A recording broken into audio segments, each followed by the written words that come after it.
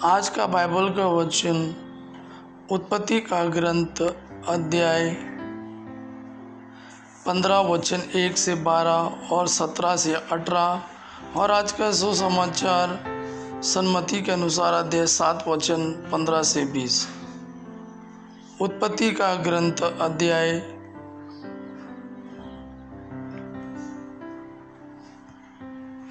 15 वचन 1 से 12, 17 से 18।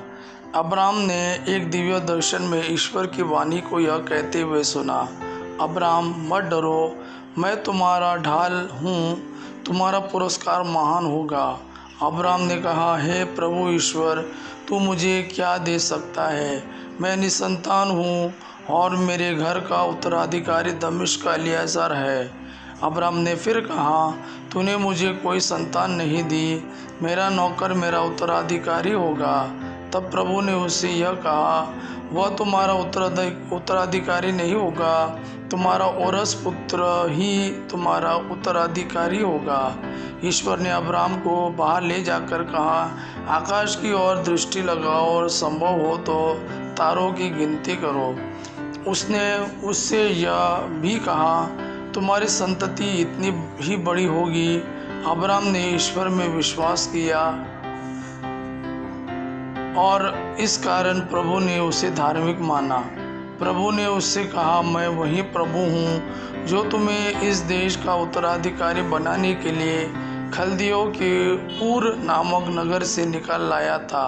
अब्राम ने उत्तर दिया, हे प्रभु मेरे ईश्वर, मैं यह कैसे जान पाऊंगा कि इस पर मेरा अधिकार हो जाएगा? प्रभु ने कहा, 3 बरस की क्लोर, 3 बरस की बकरी, 3 बरस का मेढ़ा, 1 पंडुक और 1 कपोत का बच्चा यहाँ ले आना। अब्राम यह सब ले आया। उसने उनके 2-2 टुकड़े कर दिए और उन टुकड़ों को आमने सामने रख दिया, किंतु पक्षियों के 2-2 टुकड़े नहीं किए। गिद्ध लाशों पर उतर आए, किंतु अब्राम ने उन्हें भगा दिया। जब सूरज डूबने पर था तो अब्राम गहरी नींद में सो गया और उस पर आतंक छा गया। सूरज डूबने तथा गहरा अंधकार हो जाने पर एक धुआती हुई अंगीठी तथा एक जलती हुई मशाल दिखाई पड़ी, जो जानवरों के उन टुकड़ों के बीच से होते हुए आगे निकल गई। उस दिन प्रभु ने यह कहकर अब्राम के लिए अपना विधान प्रकट किया, मैं मिस्र की नदी से लेकर महानदी अर्थात फरात नदी तक का यह देश तुम्हारे वंशजों को दे देता हूँ।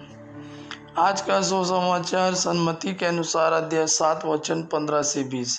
यीशु ने अपने शिष्यों से यह कहा,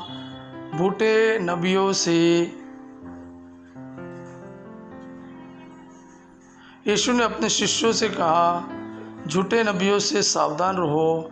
वे भेड़ों के भेष में तुम्हारे पास आते हैं, किंतु वे भीतर से खूंखार भेड़िए हैं। उनके फलों से तुम उन्हें पहचान जाओगे। क्या लोग कंटीली झाड़ियों से अंगूर या ऊंट कटारों से अंजीर तोड़ते हैं? इस तरह हर अच्छा पेड़ अच्छे फल देता है और बुरा पेड़ बुरे फल देता है। अच्छा पेड़ बुरे फल नहीं दे सकता और न बुरा पेड़ अच्छा फल। जो पेड़ अच्छा फल नहीं देता वो काटा और आग में झोंक दिया जाता है। इसलिए उनके फलों से तुम उन्हें पहचान जाओगे।